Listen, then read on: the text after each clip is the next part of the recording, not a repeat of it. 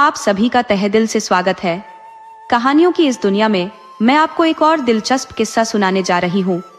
ध्यान से सुनिए और इसका आनंद लीजिए। बहुत समय पहले की बात है। सोनपुर नामक राज्य के राजा सोनभद्र अपनी रानी, राजकुमारी और एक पुत्र के साथ शासन करते थे। यह राज्य अपनी विशालता और समृद्धि के लिए दूर दूर तक प्रसिद्ध था। राजा सोनभद्र एक न्यायप्रिय और दयालु शासक थे। वे प्रतिदिन अपनी प्रजा की समस्याएं सुनते और उनके समाधान निकालते। उनकी प्रजा उनसे अत्यंत प्रसन्न रहती थी। एक दिन जब राजा अपने मंत्रियों के साथ राजकाज में व्यस्त थे तो द्वारपाल ने आकर सूचना दी, महाराज, एक युवक आपसे मिलने की जिद कर रहा है। वह अत्यंत व्याकुल प्रतीत होता है। आपकी आज्ञा हो तो क्या उसे भीतर आने की अनुमति दें? राजा ने सहमति देते हुए कहा, उसे अंदर ले आओ। इसके पश्चात राजा ने महामंत्री से कहा, हाँ महामंत्री जी, आप कुछ कह रहे थे? महामंत्री ने कहना आरंभ किया, महाराज, हाल ही में हमारे पड़ोसी राज्य देवनगर में एक विचित्र घटना घटी है। देवनगर की राजकुमारी का 16वां जन्म दिवस बड़े धूमधाम से मनाया जा रहा था। समस्त राज्य आनंद और उल्लास में डूबा हुआ था। उस समारोह में शुभ कामनाएं देने वालों के बीच एक जादूगर भी आया। उसने महाराज से अनुमति लेकर अपनी जादूगरी का प्रदर्शन आरंभ किया। उसके करतब सभी को मंत्रमुग्ध कर रहे थे, लेकिन अचानक उसने अपने जादू से राजकुमारी को सबकी आंखों के सामने से गायब कर दिया। राजा और दरबारियों के लिए यह घटना एक आघात के समान थी। सब यह सोचकर स्तब्ध रह गए कि क्या यह केवल एक खेल था या कोई षड्यंत्र। काफी खोजबीन के बाद भी राजकुमारी का कोई पता नहीं चल सका। पूरे राज्य में यह चर्चा थी कि वह जादूगर एक दुष्टात्मा या राक्षस हो सकता है, जिसने अपने काले जादू से राजकुमारी को छीन लिया। उस जादूगर का कोई सुराग नहीं मिला कि वह कहां से आया और कहां चला गया। ये घटना सोनपुर और देवनगर दोनों राज्यों के लिए एक पहेली बन गई। क्या राजकुमारी का पता चलेगा? क्या यह दुष्ट तांत्रिक अपने मकसद में कामयाब होगा? इस रहस्यमय कथा में आगे क्या घटेगा, जानने के लिए जुड़े रहे। महाराज ने महामंत्री से कहा, अभी तक कोई ठोस समाचार नहीं मिला है। इतने में एक युवक दरबार में उपस्थित हुआ और बोला, महाराज की जय हो। युवक का आगमन देखकर महाराज ने प्रश्न किया, इस प्रातःकाल तुम्हें कौन सा कार्य आन पड़ा? तुम कहां से आए हो? देखने से तो प्रतीत होता है कि तुम इस राज्य के निवासी नहीं हो। क्यों इतने शोकाकुल हो? युवक ने गहरी सांस लेते हुए कहा, महाराज, जब तक देवनगर की राजकुमारी नहीं मिलती तब तक उस राज्य में न तो कोई पुष्प खिलेगा और न ही वहां कोई आनंद उत्सव मनाया जाएगा। मैं देवनगर से आया हूं और वहां बगीचे की देखभाल का कार्य करता था, किंतु महाराज चित्रसहन ने यह आदेश दिया है कि जब तक राजकुमारी का कोई अता पता नहीं चलता तब तक बगीचे का कार्य स्थगित रहेगा। इस कारण सभी माली अपने जीविकोपार्जन से वंचित हो गए हैं। मेरी वृद्ध माता पिता भूखे हैं। अतः महाराज, यदि आप मुझे अपने बगीचे में माली का कार्य प्रदान करें तो मैं उनका भरण पोषण कर सकूं। महाराज ने उसे गहरी दृष्टि से देखते हुए कहा, हम कैसे विश्वास कर लें कि तुम देवनगर से आए हो और सत्य बोल रहे हो? युवक ने उत्तर दिया, महाराज, मैं सत्य ही कह रहा हूं। मैं महाराजा चित्रसहन के बगीचे का रखवाला था। राजकुमारी के लापता होने के पश्चात हमें कार्य से निष्कासित कर दिया गया। महामंत्री ने हस्तक्षेप करते हुए कहा, महाराज, किसी भी निर्णय पर पहुंचने से पहले हमें इस विषय पर आपस में चर्चा करनी चाहिए। महाराज ने इस सुझाव को स्वीकार करते हुए राजपुरोहित और अन्य उपस्थित लोगों को बाहर जाने के लिए कहा। महामंत्री ने महाराज से कहा, जैसा कि मैंने आपको पहले देवनगर की घटना के बारे में बताया था, इस संदर्भ में सावधानी बरतना अनिवार्य है। यह भी ध्यान रखें कि हमारी राजकुमारी का 16वां जन्मदिवस निकट है। ऐसे में किसी अपरिचित को महल में स्थान देना बुद्धिमानी नहीं होगी। महाराज ने कहा, किंतु मंत्री जी, किसी जरूरतमंद को खाली हाथ लौटाना भी तो अनुचित होगा। इस पर राजपुरोहित ने सुझाव दिया, महाराज, द्वार पर आए जरूरतमंद को ठुकराना अनुचित है, किंतु हमें सावधानी पूर्वक कदम उठाना चाहिए। मेरा प्रस्ताव है कि इस युवक को हमारे भरोसेमंद सैनिकों की निगरानी में रखा जाए। जब यह पूर्ण रूप से विश्वसनीय प्रतीत हो तब इसे बगीचे की देखरेख का कार्य सौंप दिया जाए। महाराज ने इस सुझाव को स्वीकार कर युवक को पुनः दरबार में बुलाया। उन्होंने कहा, तुम्हारी स्थिति को समझते हुए हमने यह निर्णय लिया है कि तुम्हें हमारे सैनिकों की देखरेख में रखा जाएगा। यदि तुम सत्य और निष्ठावान सिद्ध होते हो तो तुम्हें बगीचे की देखभाल का दायित्व सौंपा जाएगा। युवक, जो कि तेजस्वी और सुदर्शन था, ने महाराज की ओर कृतज्ञता भरी दृष्टि से देखा और कहा, महाराज, आप अत्यंत दयालु हैं। मुझे पूर्ण विश्वास है कि आप मेरे बारे में जो भी निर्णय लेंगे वह मेरे हित में होगा। राजा ने युवक से पूछा, तुम्हारा नाम क्या है? युवक ने शीश झुकाकर उत्तर दिया, महाराज, मेरा नाम रुद्राक्ष है।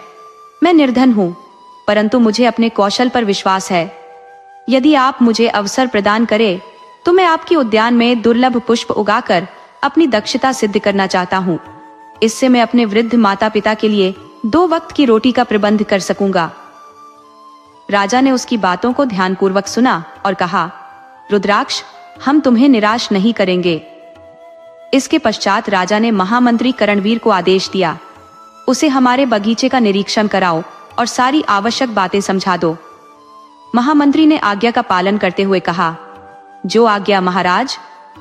फिर उन्होंने रुद्राक्ष से कहा, चलो मेरे साथ। महामंत्री रुद्राक्ष को उद्यान की ओर ले गए और उसे वहां नियुक्त कर दिया।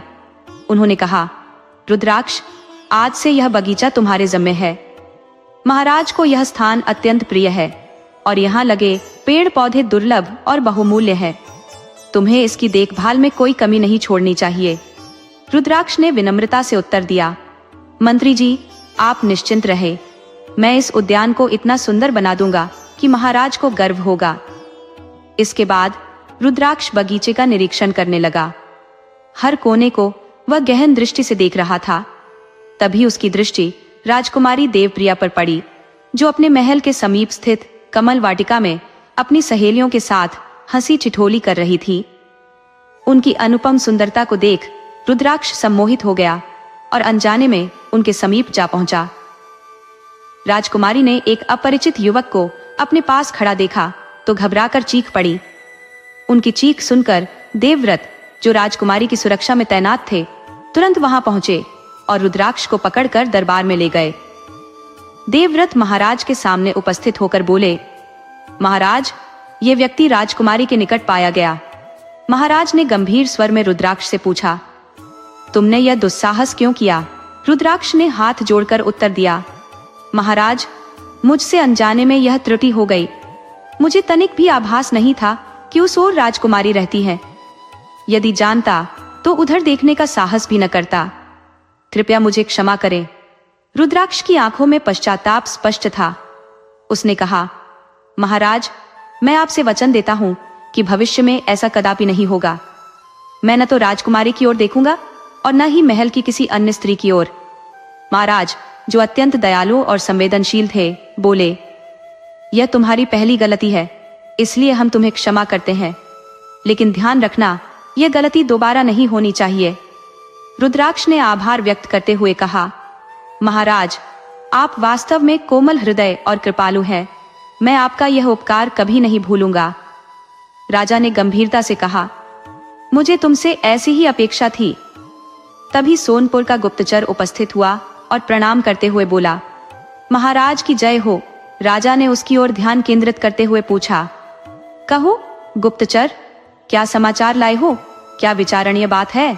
गुप्तचर ने चिंतित स्वर में उत्तर दिया, महाराज, जो समाचार मैं लाया हूं वह अत्यंत गंभीर और चिंताजनक है। महाराष्ट्र के कृपाली नगर के दौरे के दौरान अजीबोगरीब अफवाहें सुनने में आई। राजा ने चौंकते हुए पूछा, किस प्रकार की अफवाहें?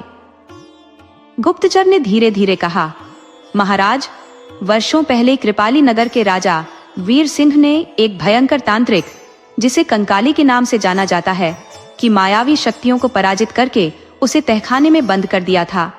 किंतु ऐसा सुनने में आया है कि वह तांत्रिक कुछ वर्षों पूर्व ही अपनी कैद से मुक्त हो चुका है। आजाद होते ही उसने अपनी काली विद्या का उपयोग करते हुए अनेक भयावह क्रियाएं की। उसकी पहली प्रतिशोधात्मक कार्रवाई में उसने राजा वीर सिंह के पूरे परिवार को नष्ट कर दिया। अब वह राज्य पर अपना आधिपत्य स्थापित कर चुका है।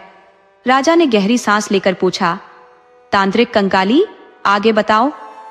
गुप्तचर ने अपनी आवाज और धीमी करते हुए कहा, महाराज, हर कार्तिक अमावस्या को वह तांत्रिक 16 से 18 वर्ष की अविवाहित कन्याओं के रक्त का उपयोग करके देवी के आह्वान के लिए तांत्रिक अनुष्ठान करता है। हमारी जांच में यह भी पता चला कि कृपाली नगर के निकट एक साधु आश्रम में निवास करते हैं। वह अपनी दिव्य दृष्टि से आने वाले संकटों का आभास पहले ही कर लेते हैं। उन्होंने राजा वीर सिंह को इस संकट के बारे में चेताया भी था। राजा ने उत्सुकता से पूछा, तो फिर राजा वीर सिंह ने क्या किया?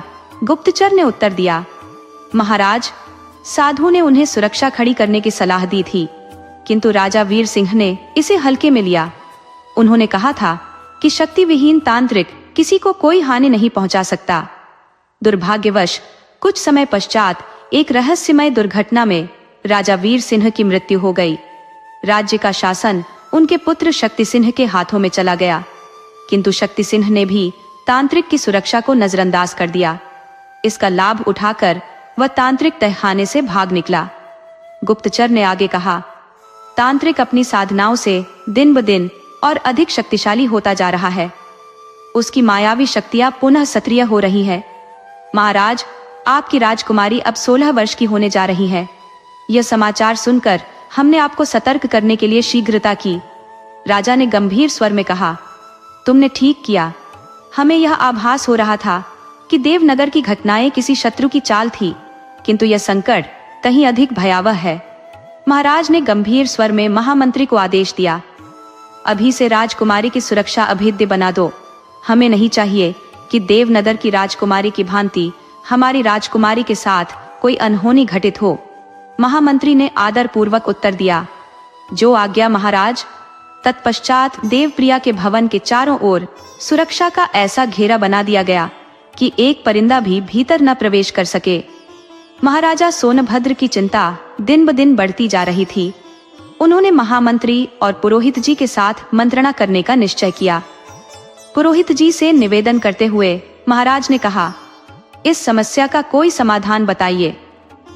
पुरोहित जी ने शांत स्वर में कहा, महाराज, फिलहाल एक ही उपाय दृष्टिगोचर होता है। राजकुमारी के जन्म दिवस पर होने वाले सभी आयोजन स्थगित कर दिए जाएं। किसी प्रकार का ऐसा आयोजन न हो जिससे उनकी सुरक्षा को खतरा हो। इस आदेश के पश्चात राजकुमारी देवप्रिया के भवन में सुरक्षा और कठोर कर दी गई। रुद्राक्ष, जो बगीचे का कार्य संभाल रहा था, को महल के बाहरी कार्यों में लगा दिया गया। इस बीच राजकुमारी का 16वां जन्म दिवस आ गया, लेकिन सुबह से ही वह क्रोधित और उदास बैठी थी। अपनी रानी माँ से नाराजगी प्रकट करते हुए बोली, रानी माँ, मैंने कह दिया है, आज मैं कुछ खाऊंगी नहीं और न ही कुछ बोलूंगी। आप पिताजी से कह दीजिए कि मैं बहुत नाराज हूँ। रानी माँ ने समझाने का प्रयास किया। देवप्रिया, समझने की कोशिश करो। तुम्हारे पिता ने यह सब तुम्हारी सुरक्षा के लिए किया है। लेकिन राजकुमारी ने अड़कर कहा, हमने कह दिया सो कह दिया।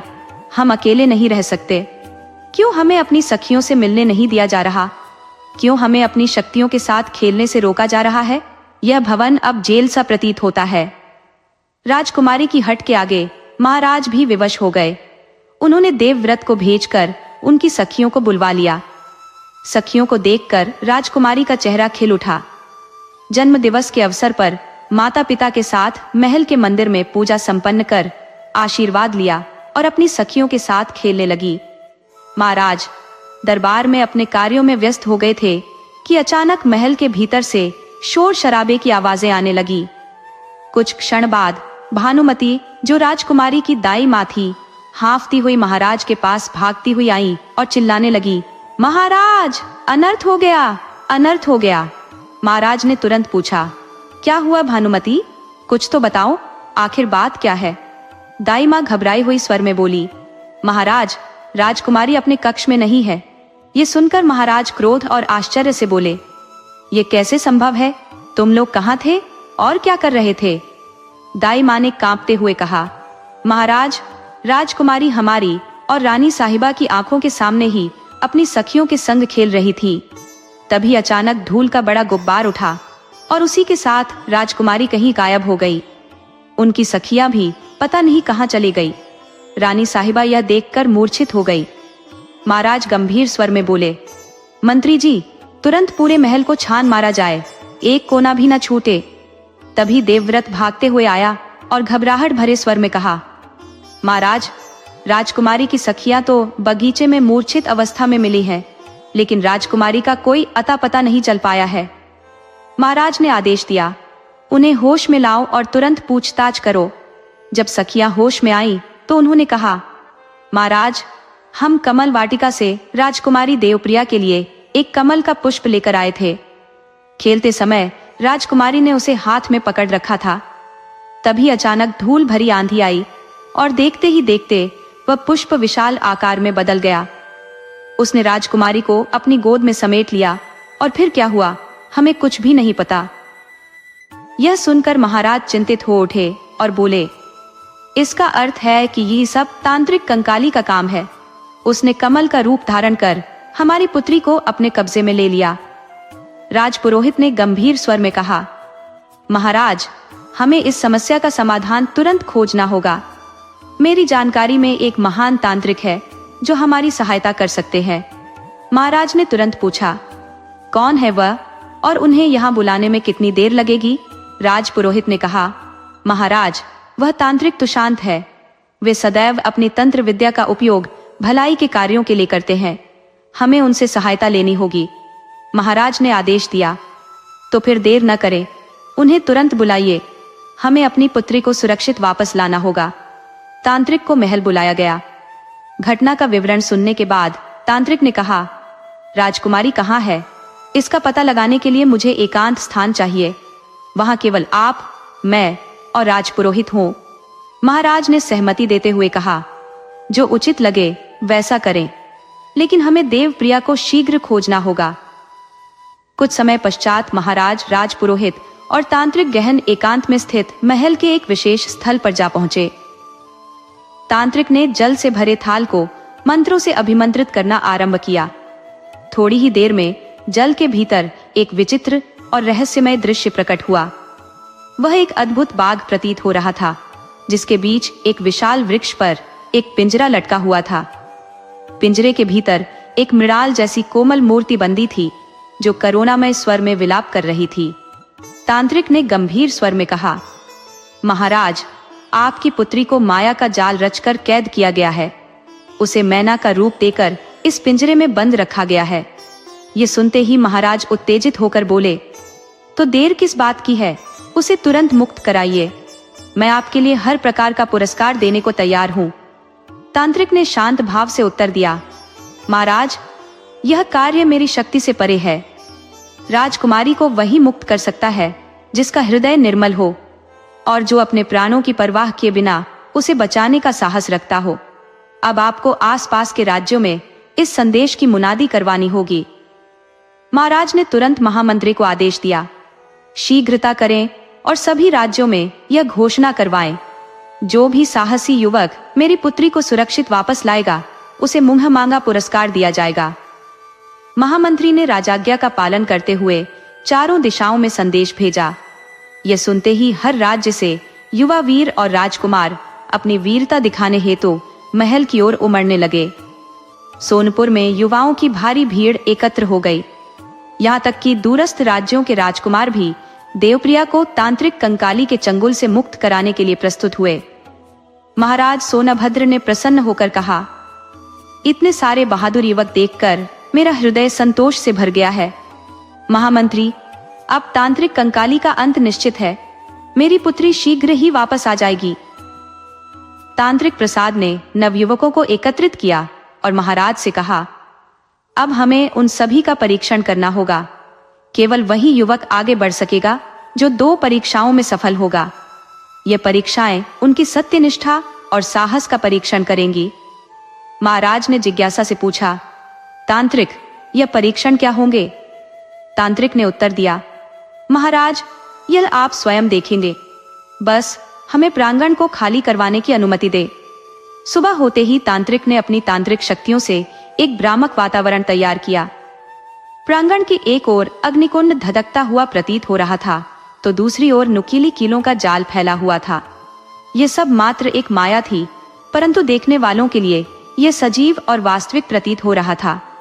तांत्रिक ने गर्जना करते हुए कहा, महाराज, अब सभी नवयुवकों को प्रांगण में बुलाया जाए। आज यह परीक्षा तय करेगी कि कौन राजकुमारी को वापस लाने योग्य है। कुछ ही क्षणों में सभी युवा तांत्रिक के समक्ष उपस्थित हो गए।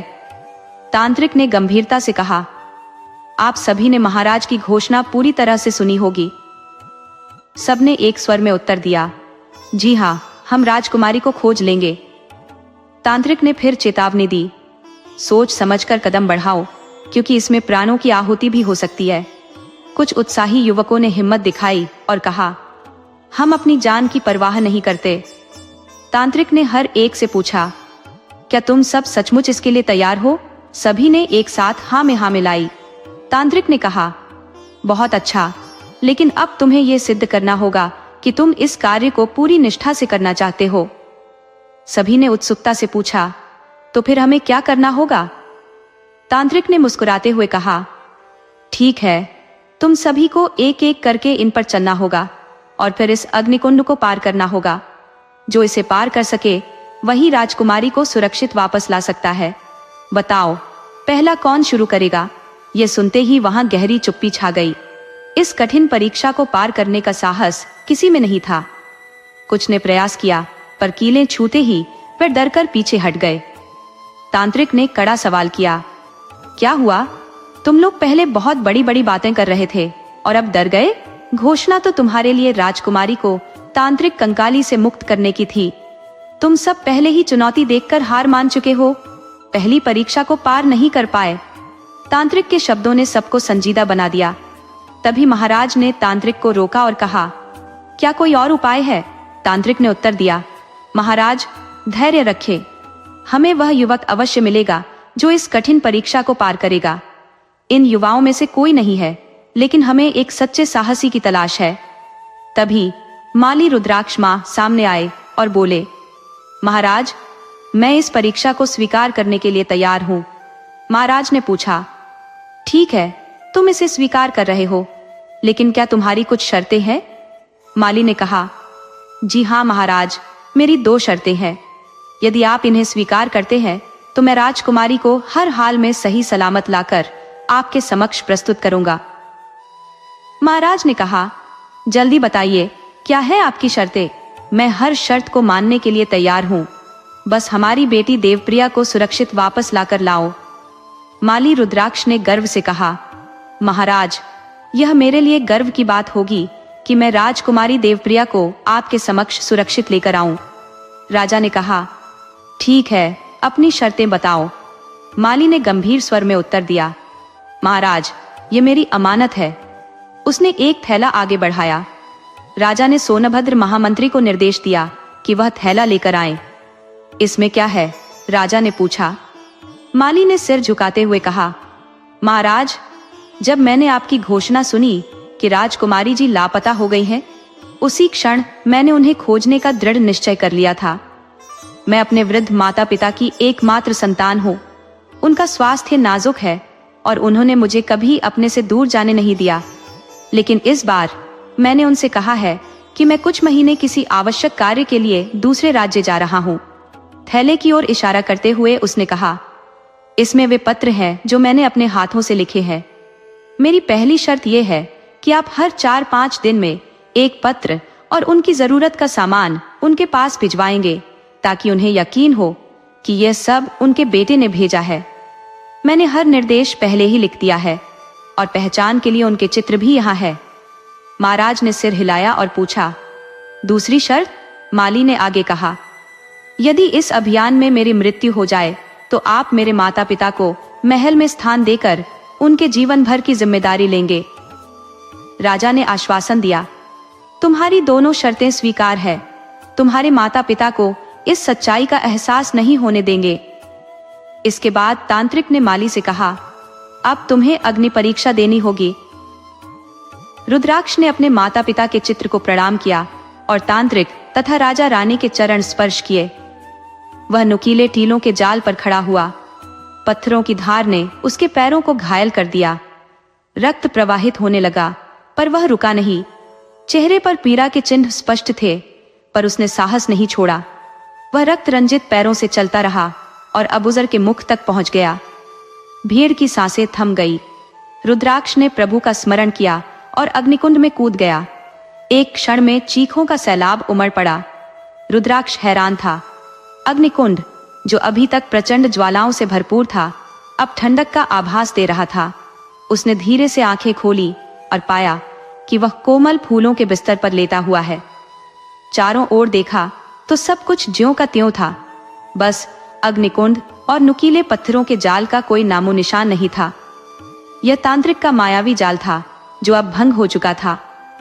रुद्राक्ष के घायल पैर भी जैसे चमत्कारिक रूप से ठीक हो चुके थे। तभी तांत्रिक ने कहा, बधाई हो महाराज, हमें एक सच्चा योद्धा मिल गया है जो राजकुमारी को सुरक्षित वापस लाएगा। महाराज ने गहरी संतुष्टि के साथ रुद्राक्ष की ओर देखा और बोले, यह सब कैसे हुआ तांत्रिक जी? तांत्रिक ने गंभीरता से उत्तर दिया, यह केवल मायाजाल की शुरुआत थी। असली परीक्षा तो अब आरंभ होगी। रुद्राक्ष को ऐसे अनगिनत भ्रमों का सामना करना होगा। उसे अपनी बुद्धि, धैर्य और विवेक के सहारे हर चुनौती को पार करना होगा।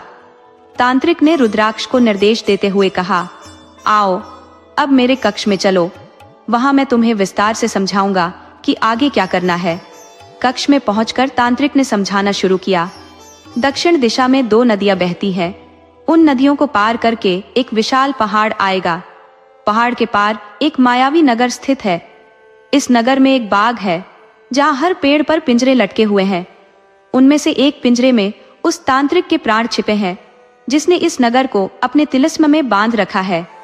रुद्राक्ष ने उत्सुकता से पूछा, और अगर मैंने वह पिंजरा तोड़ दिया तो? तांत्रिक ने उत्तर दिया, यदि तुमने वह पिंजरा तोड़ दिया तो पूरा मायावी नगर नष्ट हो जाएगा और तुम्हें राजकुमारी मिल जाएगी। लेकिन कार्य कठिन है।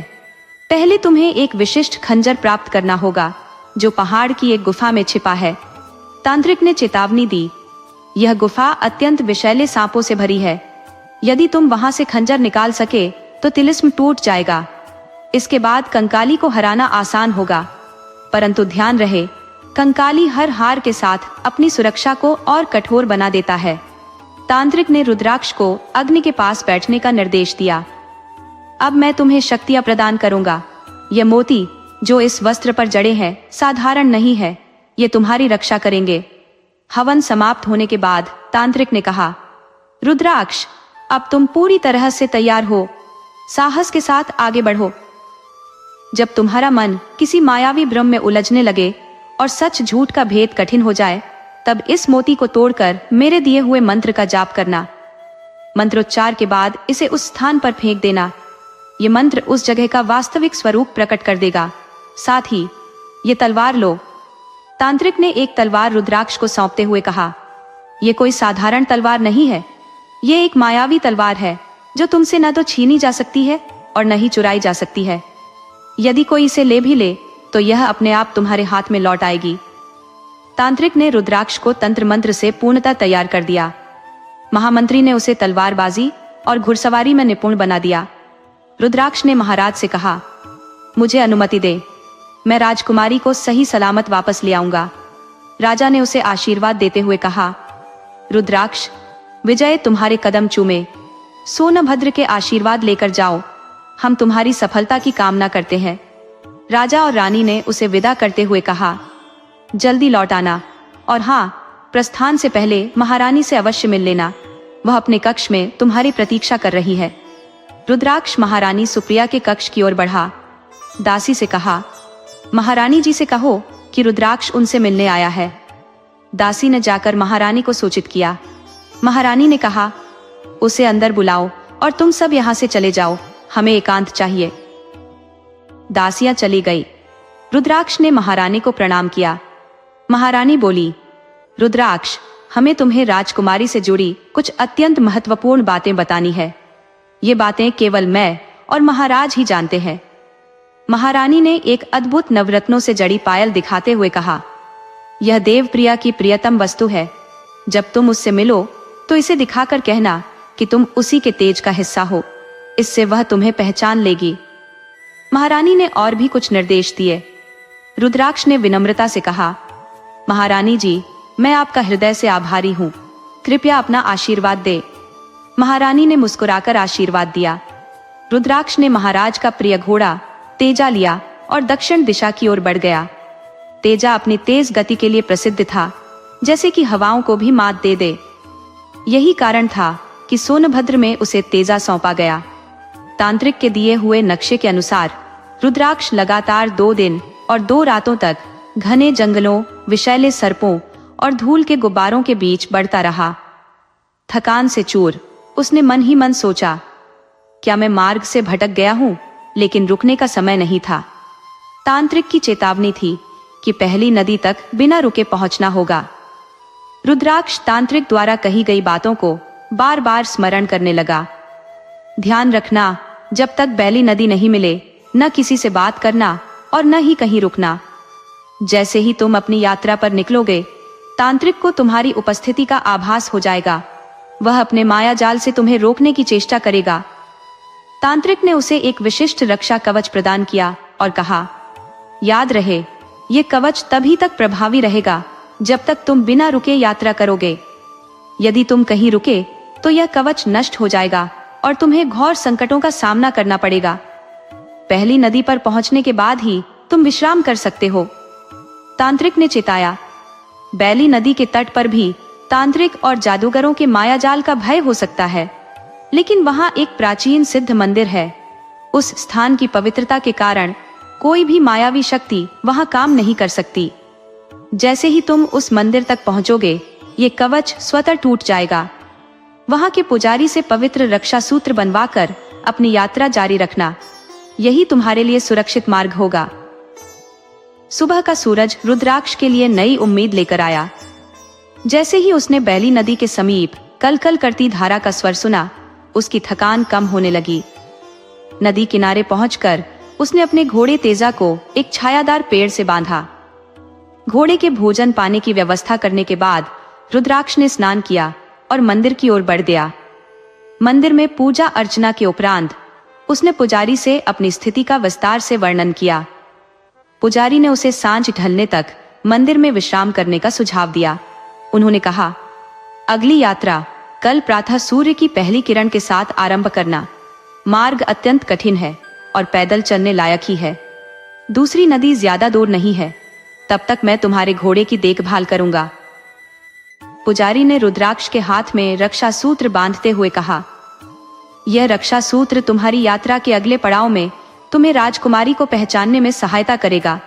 जैसे ही तुम्हें लगे कि कोई स्त्री राजकुमारी हो सकती है, उससे यह रक्षा सूत्र छुलवा लेना। यदि वह असली राजकुमारी है तो वह अपने वास्तविक स्वरूप में आ जाएगी।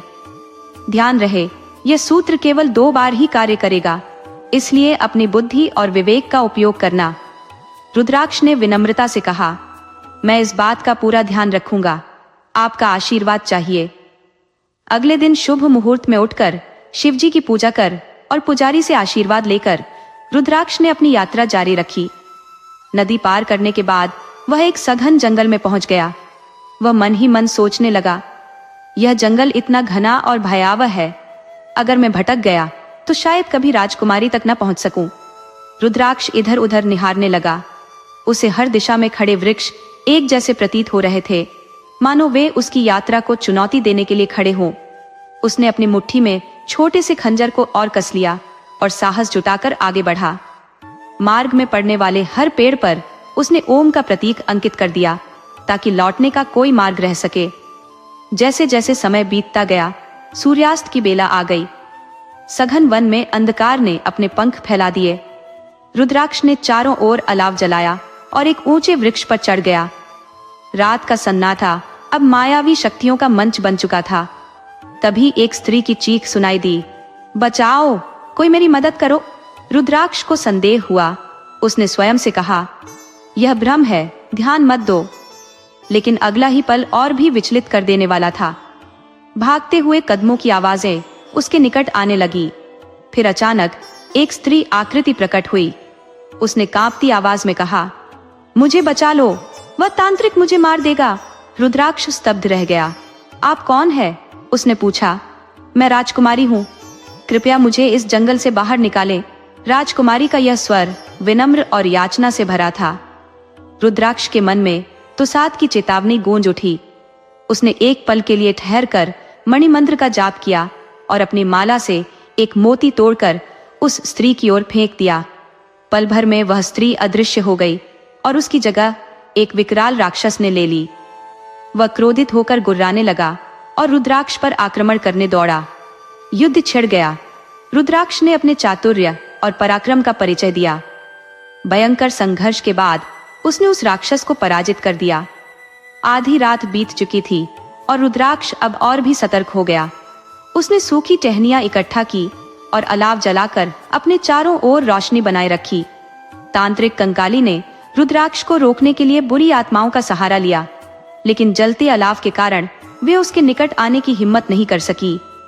सुबह होने से पहले जंगल के भीतर से शेरों का एक झुंड उसकी ओर बढ़ने लगा। एक और संघर्ष शुरू हो गया।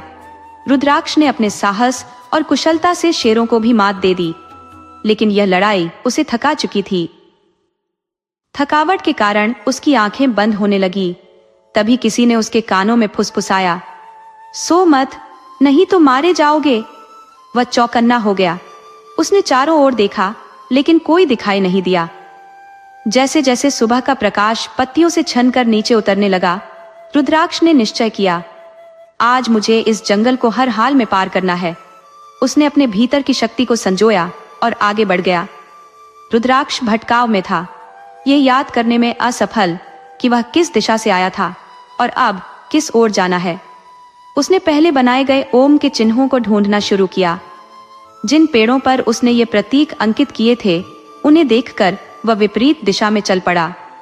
कुछ कदम चलने के बाद नरम घास की गुदगुदी उसे विश्राम के लिए आमंत्रित करने लगी। जैसे ही उसने आराम करने के लिए झुका, अचानक नीचे छिपे गड्ढे में गिर पड़ा। यह गड्ढा कितना गहरा और अंधकारमय है, वह सोचते हुए बाहर निकलने का प्रयास करने लगा।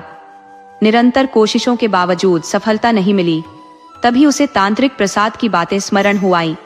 उसने मंत्र जाप किया और माला से एक मोती तोड़कर गड्ढे में फेंक दिया। जैसे ही मोती ने सतह को छुआ, गड्ढा गायब हो गया और रुद्राक्ष खुद को वापस वहीं खड़ा हुआ पाया जहां से उसने यात्रा शुरू की थी। ये सब भ्रम है, मुझे इस जंगल के मायाजाल से शीघ्र बाहर निकलना होगा, उसने आत्म प्रेरणा से कहा। रुद्राक्ष अब और तेजी से आगे बढ़ने लगा। पेड़ों पर चिन्ह अंकित करते हुए वह नदी के किनारे पहुंचा। नदी मगरमच्छों से अटी पड़ी थी और रात का अंधेरा घिरने से पहले उसे किसी भी तरह नदी पार करनी थी। चारों ओर मार्ग खोजते हुए उसकी दृष्टि एक मूर्ति पर पड़ी। निर्जन वन में एक मूर्ति देखकर वह चकित रह गया। मूर्ति को ध्यान से निहारते हुए उसे महसूस हुआ कि मूर्ति के होंठ हिल रहे हैं। उत्सुकता से उसने सुनने की कोशिश की। धीरे धीरे आवाज स्पष्ट हुई, मैं सोनपरी हूँ। एक जादूगर ने मेरी जादुई छड़ी छीनकर मुझे इस मूर्ति में परिवर्तित कर दिया है। मुझे मुक्त करने के लिए तुम इस नदी के जल से 3 बार मेरा स्नान कराओ। रुद्राक्ष हैरानी से बोला, क्या तुम वही हो जिसने रात में मेरे कानों में फुसफुसाया था? पर मूर्ति फिर मौन हो गई। रुद्राक्ष नदी की ओर बढ़ा। चारों ओर विशाल मगरमच्छों की मौजूदगी उसे चुनौती दे रही थी, लेकिन उसने अपने साहस का परिचय दिया। मगरमच्छों का सामना करते हुए उसने जल एकत्र किया और मूर्ति को स्नान कराया। तीसरी बार स्नान करने के साथ ही मूर्ति सोनपरी के रूप में प्रकट हुई। उसकी त्वचा सोने सी चमकती और उसका सौंदर्य मंत्र मुग्ध कर देने वाला था। उसने मुस्कुराते हुए कहा, युवक, तुम्हारा बहुत आभार। वर्षों बाद मैं इस बंधन से मुक्त हुई हूं, परंतु तुम इस निर्जन वन में कैसे आए? रुद्राक्ष ने अपनी कहानी सुनाई। जादूगर और कंकाली द्वारा फैलाई गई भयावहता का विवरण दिया। सोनपरी बोली, तुम साहसी हो। काश मेरे पास मेरी जादुई छड़ी होती तो मैं तुम्हारी सहायता करती, लेकिन जाने से पहले मैं तुम्हारी एक इच्छा पूरी कर सकती हूँ। सोच समझकर बताओ, तुम्हारी सबसे बड़ी अभिलाषा क्या है? सोनपरी की बात सुनकर राजा रुद्राक्ष ने निवेदन किया, कृपया मुझे उस पहाड़ी तक पहुंचा दीजिए जहां जादूगर ने अपनी जादुई शक्तियों को खंजर में छुपाकर गुफा में रखा है। सोनपरी ने सहमति में सिर हिलाते हुए कहा, मेरा हाथ पकड़ो और अपनी आंखें बंद कर लो। कुछ ही क्षणों में रुद्राक्ष उस पहाड़ी पर पहुंच चुका था।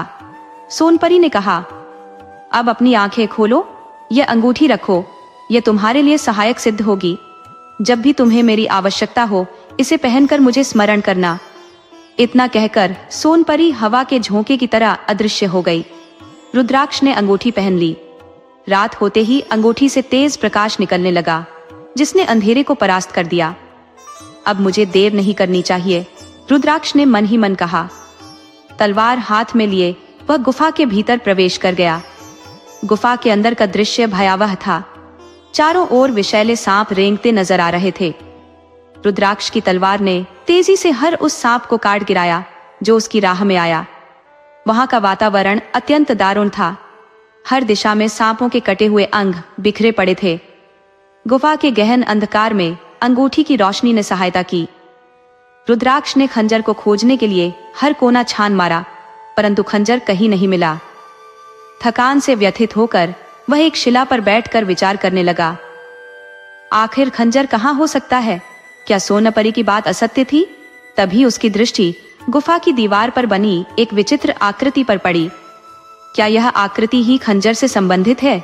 उसने अपने संदेह की पुष्टि के लिए तलवार से उस आकृति पर प्रहार किया। प्रहार के साथ ही एक जोरदार धमाका हुआ और पूरी गुफा का अस्तित्व समाप्त हो गया। खुले आसमान के नीचे खड़े रुद्राक्ष के सामने खंजर के टुकड़े बिखरे हुए थे। उसने उन्हें अलग अलग दिशाओं में फेंक दिया ताकि जादूगर की शक्ति फिर कभी एकत्रित न हो सके। अब उसे कंकाली के मायावी नगर में प्रवेश करके राजकुमारी को ढूंढना था। सुबह का इंतजार करते हुए अंगूठी के प्रकाश में उसने आसपास का हर दृश्य देख लिया। थकान से बेहाल वह एक शिला पर लेट गया। कुछ ही क्षणों में उसकी आंखें नींद के आगोश में चली गई। सुबह की धूप काफी प्रखर हो चुकी थी जब रुद्राक्ष की आंख खुली। सूरज की किरणें उसके चेहरे पर पड़ रही थी, जिससे वह चौंक कर जाग गया। जैसे ही उसने चारों ओर नजर दौड़ाई, उसे तांत्रिक कंकाली के नगर का दृश्य स्पष्ट दिखाई दिया। जादूगर के जादू के टूटने के कारण नगर अब धुंधलके से बाहर आ चुका था। जल्दी से वह पहाड़ी से नीचे उतरने लगा। नगर के प्रवेश द्वार पर खड़े प्रहरी, जिनके भयानक आकार प्रकार और तीक्ष्ण दृष्टि से उनकी शक्ति का अनुमान लग रहा था, किसी राक्षस के समान प्रतीत हो रहे थे। रुद्राक्ष ने नगर के चारों ओर घूमकर दूसरा मार्ग खोजने का प्रयास किया, परंतु ऊंची दीवारों और खड़े पहरे ने उसे कोई और विकल्प नहीं दिया। सोचते हुए उसकी नजर एक पक्षी पर पड़ी जो उड़ता हुआ दीवार के पार चला गया। हैरान होकर उसने टहनी उठाई और दीवार पर लगाई। जैसे ही उसने देखा, टहनी दूसरी ओर चली गई। इसे देखकर उसने सावधानी पूर्वक अपना सिर दीवार के भीतर डाला। सामने तांत्रिक कंकाली का भव्य और डरावना भवन खड़ा था। अब पूरी तरह सतर्क होकर रुद्राक्ष ने नगर के भीतर कदम रखा। अंदर प्रवेश करते ही एक विशाल गिद्ध उस पर झपट पड़ा। अगर वह फुर्ती से तलवार का वार न करता तो वह गिद्ध उसे अपनी खुराक बना लेता। गिद्ध का वध करने के बाद वह और आगे बढ़ा। थोड़ा आगे बढ़ने पर एक बड़ा आईना रास्ता रोक रहा था। आईने में जैसे ही उसने खुद को देखा, उसे महसूस हुआ कि वह जितना आगे बढ़ता, उसका प्रतिबिंब उतना ही पीछे हट रहा था। यह स्थिति उसे आगे बढ़ने से रोक रही थी। कुछ देर सोचने के बाद उसने उल्टा चलने का निर्णय लिया। जैसे ही उसने ऐसा किया, वह आईने के पास पहुंच गया और उसके आर पार हो गया। अब वह मैना बाग में प्रवेश कर चुका था। बाग में कदम रखते ही मंत्रोच्चार की गूंज सुनाई देने लगी। अचानक बाग अदृश्य हो गया। अब वह और तांत्रिक कंकाली आमने सामने थे। तांत्रिक ने अट्टहास करते हुए कहा, तुम मेरे जाल में फंस गए। तांत्रिक ने हमला करना शुरू कर दिया, लेकिन रुद्राक्ष अपने कौशल से वारों को विफल करता रहा। हालांकि उसके प्रहारों का तांत्रिक पर कोई असर नहीं हो रहा था। रुद्राक्ष ने मन में सोचा, यह तांत्रिक का प्रतिरूप लगता है। यदि यह इतना शक्तिशाली है तो तांत्रिक स्वयं कितना प्रबल होगा। उसने एक मोती निकालकर मंत्रोच्चार करते हुए फेंका। मोती के प्रभाव से तांत्रिक का प्रतिरूप गायब हो गया। अब रुद्राक्ष मैना बाग में अकेला खड़ा था, आगे की योजना बनाने के लिए तैयार। रुद्राक्ष ने सबसे पहले राजकुमारी की खोज प्रारंभ की। हर ओर केवल पिंजरे दिखाई दे रहे थे। सभी एक जैसे प्रतीत हो रहे थे। अंदर से स्त्रियों की करुणामय आवाजें आ रही थी। रुद्राक्ष हर पिंजरे के समीप जाकर अपने हाथ में नवरत्न लिए बार बार कहने लगा, मैं बाबुल की सोन चिड़ैया हूँ, इस जाली से उस जाली पर मुझे उत्तर दो। लेकिन हर जगह सन्नाटा था, कोई उत्तर नहीं मिला। उसे लगा प्रभु ने जिनमें से एक को राजकुमारी बनाया है वह यहीं कहीं है। इसी सोच के साथ उसने आगे बढ़ते हुए एक पिंजरे के पास रखा पायल उठाया। तभी वह स्त्री जिसने अब तक रोना बंद कर दिया था, उसकी आंखों में आशा की चमक उभर आई। रुद्राक्ष को लगा यही राजकुमारी हो सकती है। उसने पिंजरे को पुजारी द्वारा दिए गए रक्षा सूत्र से छुआ, लेकिन वह पिंजरा अदृश्य हो गया। ये छलावा था। अब केवल 2 पिंजरे शेष थे। पुजारी ने कहा था कि रक्षा सूत्र केवल 2 बार और उपयोग किया जा सकता है। उसने वह पायल संभाल कर अचकन में रख लिया और दोनों स्त्रियों की ओर ध्यान पूर्वक देखा। वह समझ नहीं पा रहा था कि असली राजकुमारी कौन है। अचानक उसे महारानी द्वारा दी गई लोरी की याद आई, वह लोरी जो राजकुमारी को सुलाने के लिए गाई जाती थी। उसने गाना शुरू किया, अंगना में उतारा हूँ निंदिया रानी, सोने के झूले में झूल रही। जैसे ही यह स्वर उठा, एक पिंजरे के भीतर बंद युवती से सकने लगी। रुद्राक्ष ने तुरंत रक्षा सूत्र से उस पिंजरे को छुआ। क्षण भर में राजकुमारी अपने वास्तविक रूप में प्रकट हुई। तुमने मुझे कैसे पहचाना? राजकुमारी ने पूछा। रुद्राक्ष ने उत्तर दिया, महारानी ने बताया था कि तुम जब से यहाँ आई हो तब से सोई नहीं हो। वे कहती थी जब भी तुम्हें नींद नहीं आती तो यही लोरी सुनकर तुम्हें सुलाया जाता था। राजकुमारी ने कहा, अब हमें यहाँ से बाहर कैसे निकलना होगा? रुद्राक्ष ने उत्तर दिया, आपको मेरी सहायता करनी होगी। कैसी सहायता? राजकुमारी ने पूछा। रुद्राक्ष ने कहा, इस बाघ को जलाना होगा। राजकुमारी बोली, यह असंभव है, हमें पहले अन्य राजकुमारी को भी बचाना होगा। वह देवनगर की राजकुमारी है। उसने ही हमें विश्वास दिलाया था कि कोई न कोई हमें मुक्त कराने आएगा। इसके बाद रुद्राक्ष ने रक्षा सूत्र का उपयोग करते हुए मायाजाल को समाप्त कर दोनों राजकुमारियों को स्वतंत्र कराया। राजकुमारी ने सहमति में सिर हिलाया और कहा, हाँ, यही देवनगर की राजकुमारी है। रुद्राक्ष ने अपना रक्षा सूत्र खोलकर पिंजरे को स्पर्श किया। तत्काल राजकुमारी अपने असली स्वरूप में प्रकट हो गई। यह वही राजकुमारी थी जिन्हें रुद्राक्ष पहले से जानता था। उनके पिता का रुद्राक्ष के परिवार से गहरा नाता था। वे उनके बगीचे के माली हुआ करते थे। राजकुमारी ने व्यग्रता से कहा, तांत्रिक की क्रिया समाप्त होने से पहले उस बाघ को अग्नि के हवाले करना होगा। इन पिंजरों में कैद हर प्राणी की आत्मा तांत्रिक के मंत्रजाल से जुड़ी है। शीघ्रता करो। रुद्राक्ष ने मशाल प्रज्वलित की और तत्परता से राजकुमारियों को सुरक्षित स्थान पर पहुंचाया। इसके बाद उसने स्वयं बाघ के चारों ओर आग लगा दी। इस कार्य ने तांत्रिक के काले जादू की शक्ति को निर्बल करना शुरू कर दिया। उधर तांत्रिक कंकाली माता के समक्ष अपनी प्रार्थना कर रहा था। वह बोल रहा था, हे माँ, अपने भक्त पर कृपा करो। मैं प्रतिदिन कुंवारी कन्याओं के रक्त से आपका अभिषेक करूंगा। मुझे असीम शक्ति प्रदान करो। परंतु उसके भवन की दीवारें धधक उठी। तांत्रिक ने बाहर का दृश्य देखा तो उसके होश उड़ गए। बाघ जल रहा था और उसके मायावी पिंजरे भस्म हो रहे थे। जिन पिंजरों में आत्माएं बंधक थी वे अब मुक्त हो रही थी। उसी पल तांत्रिक का काला जादू समाप्त हो गया। ये दृश्य जितना भयावह था उतना ही चमत्कारिक भी। वह भूतिया नगर जो तांत्रिक के मंत्रों से रचा गया था, भस्म होते ही अपने मूल स्वरूप में लौट आया। बंजर भूमि हरी भरी हो गई। पिंजरे में कैद प्राणी अपने असली रूप में आ गए। रुद्राक्ष, राजकुमारियां और नगरवासी इस विजय से अत्यंत प्रसन्न हुए। नगरवासियों ने रुद्राक्ष का हृदय से आभार व्यक्त किया। इसके बाद रुद्राक्ष ने राजकुमारियों को सुरक्षित स्थान पर पहुंचाने का निश्चय किया। उन्होंने पूछा, अब हम अपने महल कैसे लौटेंगे? रुद्राक्ष ने कहा, यह पहाड़ पार करना होगा। राजकुमारियां थोड़ी चिंतित हुई, लेकिन रुद्राक्ष ने उन्हें आश्वस्त किया, मेरे रहते आप दोनों को कोई कष्ट नहीं होगा। तभी रुद्राक्ष ने सोनपरी को याद किया। सोनपरी तुरंत प्रकट हुई और मुस्कुराकर बोली, कैसे याद किया? रुद्राक्ष ने निवेदन किया, हमें आपके जादुई सहारे की आवश्यकता है। सोनपरी ने कहा, यह सब तुम्हारी वीरता और निष्ठा का परिणाम है। बोलो, तुम्हारी क्या सहायता करूं? रुद्राक्ष ने अनुरोध किया, हमें मंदिर तक पहुंचाने में सहायता करें। वहां से महाराज का तेज घोड़ा हमें हमारे महल तक ले जाएगा। सोनपरी ने सहमति दी और कहा, तीनों मेरी जादुई छड़ी को पकड़े और अपनी आंखें बंद करें। पलक झपकते ही तीनों मंदिर के समीप पहुंच गए। देवप्रिया और चंद्रप्रभा ने रुद्राक्ष का आभार व्यक्त किया। उनके इस साहसिक कार्य ने उन्हें न केवल विजय दिलाई बल्कि एक नई आशा भी जगाई। देवप्रिया आगे बढ़कर घोड़े को स्नेह से सहलाने लगी। रुद्राक्ष ने पुजारी के चरण स्पर्श किए और उन्हें आभार व्यक्त किया। उसने कहा, पुजारी जी, आपके रक्षा सूत्र के कारण ही कंकाली की शक्तियां मुझे हानि नहीं पहुंचा सकी। दोनों राजकुमारियां भी पुजारी को हृदय से धन्यवाद देने लगी। सोनपरी ने तब रुद्राक्ष से कहा, यह अंगूठी अब वापस ले लो। अभी के लिए यह तुम्हारे पास रहना अधिक उचित होगा। सोनपरी ने अपनी अंगूठी को वापस लेते हुए कहा, तुम तीनों एक साथ घोड़े पर सवार नहीं हो सकते और यह घना जंगल कैसे पार करोगे? आओ, मैं तुम्हें नगर तक पहुंचा देती हूँ।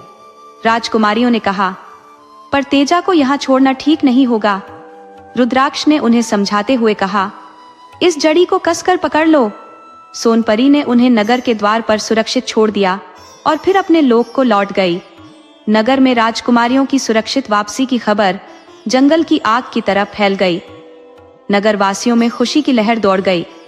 महाराज सोनभद्र और महारानी सुप्रिया अपनी लाडली का स्वागत करने नगर के द्वार पर पहुंचे। रुद्राक्ष अपने माता पिता से मिलने चला गया। अगले दिन दरबार में राजा ने कहा, तुमने जो चाहा मांग लो, हम तुम्हारी इच्छा पूरी करेंगे। रुद्राक्ष ने विनम्रता से कहा, सोच लीजिए महाराज। राजा ने दृढ़ता से उत्तर दिया, नहीं रुद्राक्ष, तुम्हारी बहादुरी ने हमें गर्वित किया है। मांगो जो तुम्हारा दिल कहे। रुद्राक्ष ने देवप्रिया की ओर देखा। वह शर्मा कर नजरें झुका ली। महारानी सुप्रिया बेटी के मनोभाव समझ गई। रुद्राक्ष ने कहा, मुझे जीवन दान दीजिए। महाराज ने विस्मित होकर पूछा, तुम्हें ऐसा क्या चाहिए जिसके लिए जीवन दान मांग रहे हो? महामंत्री ने कहा, महाराज, जीवन दान तो दे दिया, अब उनकी मांग सुनिए। रुद्राक्ष ने कहा, मुझे देवप्रिया का हाथ चाहिए। महाराज ने गंभीर होकर पूछा, क्या तुम जानते हो तुम क्या मांग रहे हो? इस पर रानी सुप्रिया ने कहा, महाराज, देवप्रिया भी यही चाहती है। महाराज ने आश्चर्य से अपनी पुत्री की ओर देखा। देवप्रिया लज्जा से अपने कक्ष में चली गई। महाराज ने अंततः सहमति दी और रुद्राक्ष व देवप्रिया का विवाह धूमधाम से संपन्न हुआ। देवनगर में खुशियां लौट आईं। रुद्राक्ष, जो कभी एक माली था, अपनी वीरता और भाग्य के बल पर राजा का समधी और अंततः नगर का राजा बन गया।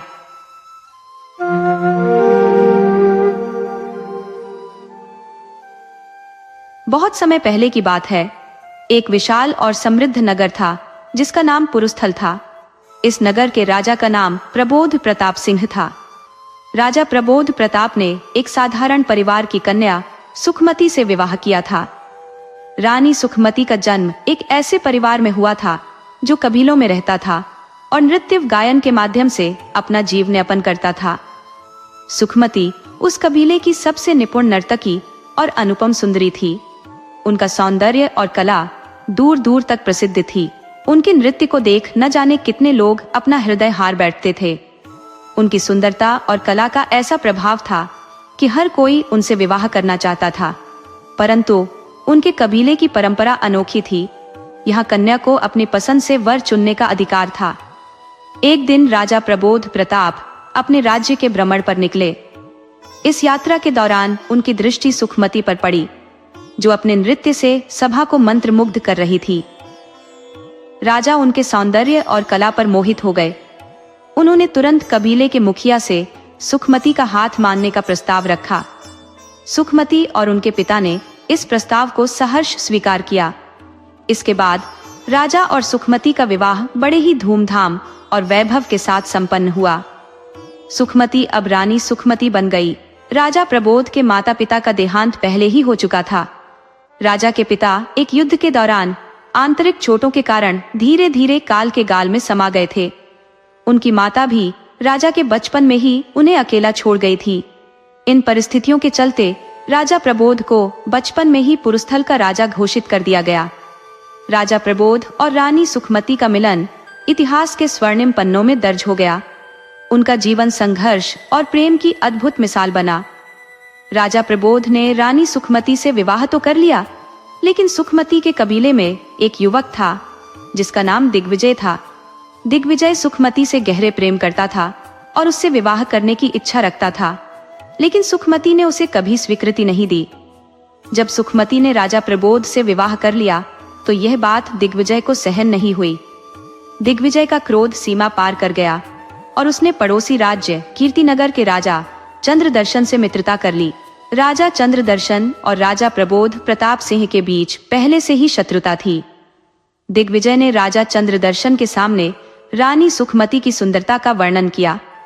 यह सुनकर चंद्रदर्शन सुखमती की एक झलक पाने के लिए लालायित हो उठे। राजा चंद्रदर्शन ने योजना बनाई कि वह राजा प्रबोध के साथ मित्रता स्थापित करेंगे। जब उनका विश्वास जीत लेंगे और राज्य के सभी गुप्त रहस्यों को जान लेंगे, तब पुलस्त राज्य पर आक्रमण कर देंगे। इस प्रकार रानी सुखमती उनकी हो जाएगी। दूसरी ओर दिग्विजय भी अपनी योजना बना रहा था। उसने सोचा कि जब राजा चंद्रदर्शन पुलस्त राज्य को जीत लेंगे, तब वह चंद्रदर्शन को मारकर सुखमती को हासिल कर लेगा। इस प्रकार दोनों अपने अपने स्वार्थ के लिए योजनाएं बुन रहे थे। समय बीतता गया। 3 साल गुजर गए। इस दौरान रानी सुखमती ने एक पुत्री को जन्म दिया। उनकी पुत्री का नाम नीलांजना रखा गया। रानी सुखमती अब एक मां बन चुकी थी और अपनी नई जिम्मेदारियों में व्यस्त थी। राजा प्रबोध और रानी सुखमती अपने परिवार के साथ सुखी जीवन बिता रहे थे। एक दिन राजा प्रबोध अपने राज्य के कार्यों से समय निकालकर रानी और अपनी बेटी के साथ महल के बगीचे में समय बिता रहे थे। तभी एक सेवक संदेश लेकर आया और कहा, महाराज, कीर्तिनगर के राजा चंद्रदर्शन महल में पधारे हैं और आपसे मिलने की इच्छा रखते हैं। राजा प्रबोध ने मुस्कुराते हुए कहा, जाकर कहो कि मैं शीघ्र ही आ रहा हूं। ये सुनकर रानी सुखमती थोड़ी निराश हुई और बोली, राजन, ऐसा भी क्या राज्य का कार्यभार है कि परिवार के लिए कभी समय ही नहीं मिल पाता। इतने दिनों बाद आपको हमारे साथ समय बिताने का अवसर मिला और अब यह भी भंग हो गया। आपकी शत्रुता वाले मित्र भी आ गए। राजा प्रबोध ने मुस्कुराकर कहा, रानी, थोड़ा धैर्य रखिए, आपके लिए भी समय अवश्य निकालूंगा। इतना कहकर उन्होंने अपनी बेटी नीलांजना को रानी की गोद में दिया और सभा की ओर प्रस्थान कर गए। रानी सुखमती उदास मन से उन्हें जाते देखती रही। इस बीच राजा चंद्रदर्शन ने राजा प्रबोध से गहरी मित्रता का नाटक रचकर राज्य के गुप्तचरों की मदद से पुरुस्त राज्य के हर कोने की जानकारी हासिल कर ली। अब वह अपने दुष्कर्म को अंजाम देने के लिए पूरी तरह तैयार थे। वहीं दिग्विजय भी अपनी कुटिल योजना को मूर्त रूप देने के लिए प्रतीक्षा कर रहा था। राजा चंद्रदर्शन और दिग्विजय अब अपने षड्यंत्र को अंजाम देने के लिए तैयार थे। उनकी योजना किसी भी दिन आक्रमण करने की थी। राजा प्रबोध पूरी तरह चंद्रदर्शन पर विश्वास कर चुके थे और उन्हें इस विश्वासघात की भनक तक नहीं थी। एक दिन राजा प्रबोध अतिथि कक्ष में पहुंचे, जहां चंद्रदर्शन ने गर्मजोशी से गले मिलते हुए छल पूर्वक अपनी कटार निकाली और राजा प्रबोध के सीने में घोंप दी। प्रबोध के घायल होते ही चंद्रदर्शन ने अपने सैनिकों को आदेश दिया कि महल के सभी लोगों को बंदी बना लिया जाए। इसी बीच जब यह भयावह समाचार रानी सुखमती तक पहुंचा, तो उन्होंने अपनी विश्वस्त दासी सौदामिनी को बुलाया। सौदामिनी, जो न केवल रानी की सेविका थी, बल्कि उनकी सबसे करीबी और भरोसेमंद सहायक भी थी, तुरंत रानी के आदेश को समझ गई। रानी ने सौदामिनी से अपनी छोटी पुत्री नीलांजना को लेकर महल से भाग जाने का आग्रह किया। सौदामिनी ने राजकुमारी को अपनी गोद में लिया और महल से बाहर निकलते हुए नदी के किनारे तक पहुंची। वहां उसने एक छोटी नाव देखी, जिसे खोलकर वह राजकुमारी के साथ सुरक्षित स्थान की ओर रवाना हो गई। इधर महल में चंद्रदर्शन ने राजा प्रबोध को मृत मानकर उनके शव को नदी में बहा देने का आदेश दे दिया। चंद्रदर्शन, जिसने 3 वर्षों तक उलस्त राज्य की हर छोटी बड़ी जानकारी गुप्तचरों के माध्यम से जुटाई थी, अब अपने उद्देश्य में सफल हो चुका था। उसने रानी सुखमती को बंदी बना लिया और महल में अपने विजय उत्सव की तैयारी करने लगा। इस षड्यंत्र में दिग्विजय ने चंद्रदर्शन का भरपूर साथ दिया था, लेकिन जब चंद्रदर्शन ने रानी सुखमती को अपनी रानी बनाने की मंशा जताई तो दिग्विजय को अपनी भूल का एहसास हुआ। उसने इसका विरोध किया, लेकिन चंद्रदर्शन ने अपनी कुटिल मुस्कान के साथ कहा, इतनी जल्दी किस बात की दिग्विजय? पहले मैं रानी सुखमती के दर्शन कर लूं, फिर तुम्हारी बारी आएगी। यह सुनकर दिग्विजय को गहरा आघात लगा। उसे समझ आ गया कि उसने अपने लोभ में आकर बहुत बड़ी भूल कर दी है, लेकिन अब पछताने का समय भी नहीं था। चंद्रदर्शन ने दिग्विजय को भी बंदी बना लिया। चंद्रदर्शन ने रानी सुखमती से मिलने की ठानी। वह रानी के पास गया और अत्यधिक अभिमान के साथ बोला, रानी, अब आपके राज्य पर मैंने विजय प्राप्त कर ली है। दुर्भाग्य से राजा प्रबोध अब जीवित नहीं रहे। आपके पास अब कोई विकल्प नहीं है। मेरे साथ विवाह करके सुखपूर्वक जीवन बिताइए। मैं आपको अपने हृदय की रानी बनाकर रखूंगा। रानी सुखमती का क्रोध चरम पर पहुंच गया। उन्होंने तीखी आवाज में उत्तर दिया, पापी, नीच, अपने ही मित्र के साथ इतना बड़ा विश्वासघात किया है तूने। तुझे तो नरक में भी स्थान नहीं मिलेगा। मेरे पति की हत्या करके तूने अक्षम्य अपराध किया है। मैं तुझ जैसी अधर्मी की रानी तो क्या, दासी बनने के लिए भी तैयार नहीं हूँ। ऊपर वाला सब देख रहा है। तुझे अपने कुकर्मों की सजा अवश्य मिलेगी। रानी का क्रोध देखकर चंद्रदर्शन के मन में भय उत्पन्न हुआ। उसे लगा कि कहीं रानी कोई कठोर कदम ना उठा ले, इसलिए उसने तुरंत आदेश दिया कि रानी सुखमती को अंधेरी काल कोठरी में डाल दिया जाए। साथ ही उसने अपने सैनिकों को सख्त निर्देश दिए कि रानी पर कड़ी निगरानी रखी जाए और उन्हें किसी भी तरह की राहत न दी जाए। इस तरह रानी सुखमती अपने अदम्य साहस और क्रोध के साथ बंदी गृह में डाल दी गई, लेकिन उनकी आंखों में अभी भी न्याय और प्रतिशोध की चिंगारी स्पष्ट दिखाई दे रही थी।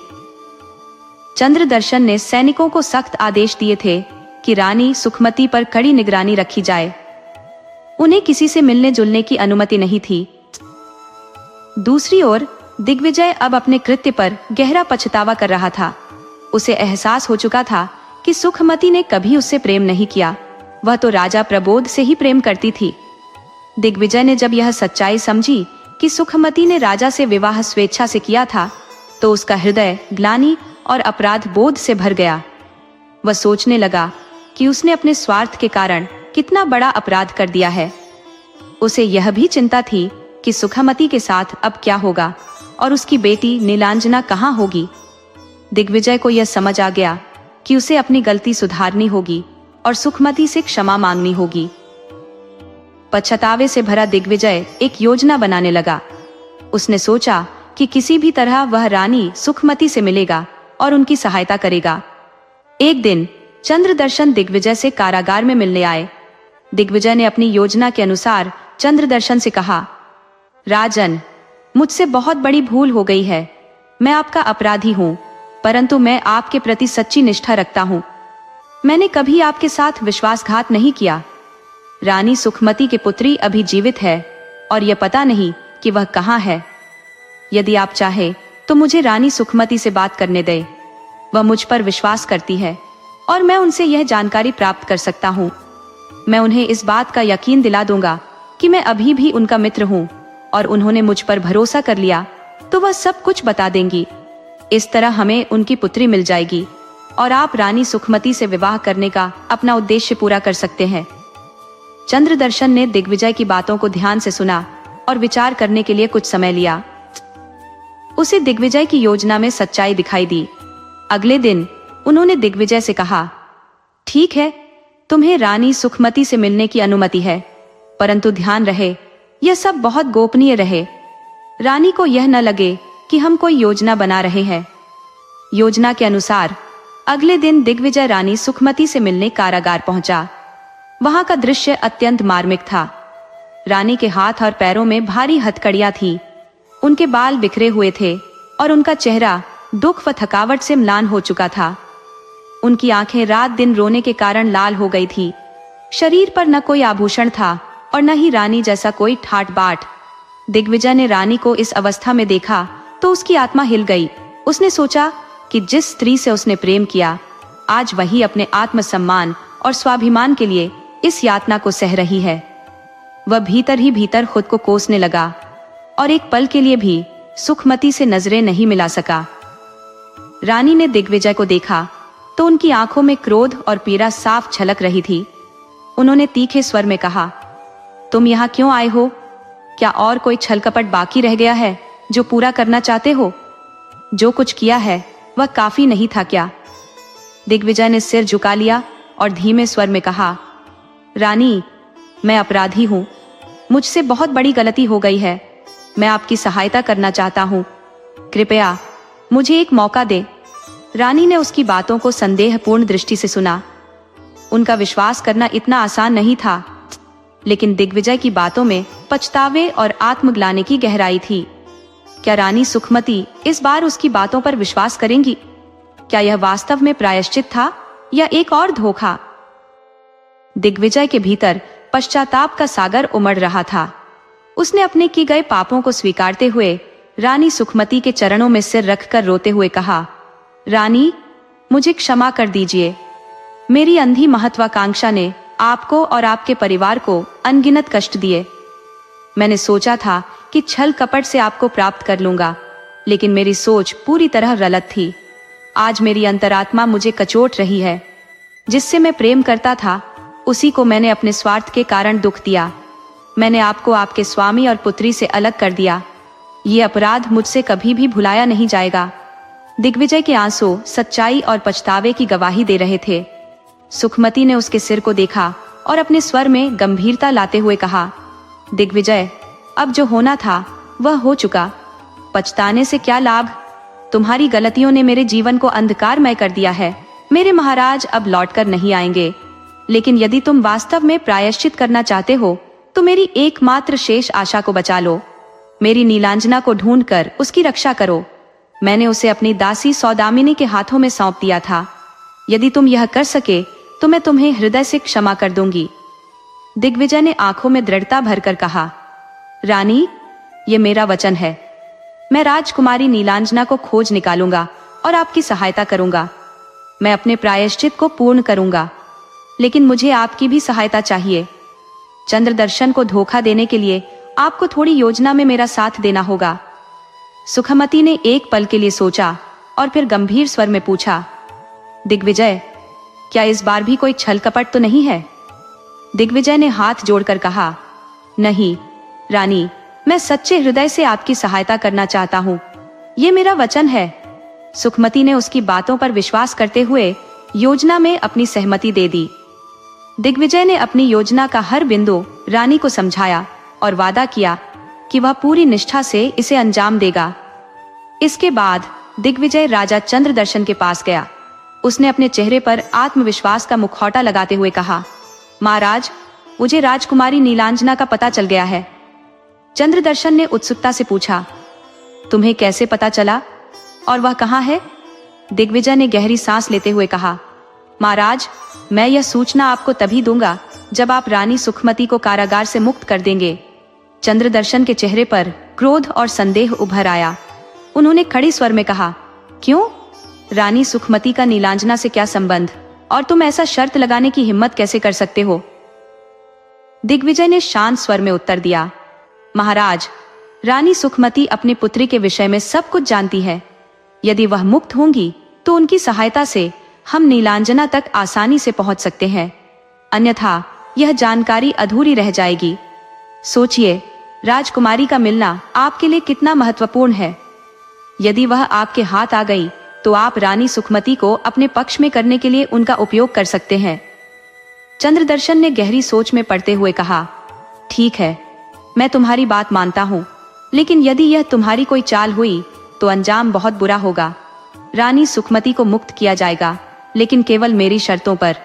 दिग्विजय ने सिर झुकाकर सहमति जताई और मन ही मन अपने अगले कदम के लिए तैयार हो गया। अब देखना यह था कि यह योजना कैसे आकार लेती है और दिग्विजय अपने प्रायश्चित में कितना सफल होता है। दिग्विजय की बात सुनकर रानी सुकीर्ति पूरी तरह स्तब्ध थी। उनका दिल टूट चुका था, क्योंकि राजा चंद्रदर्शन, जिन पर उन्होंने हमेशा विश्वास किया था, वही उनके साथ इतना बड़ा विश्वासघात करने वाले थे।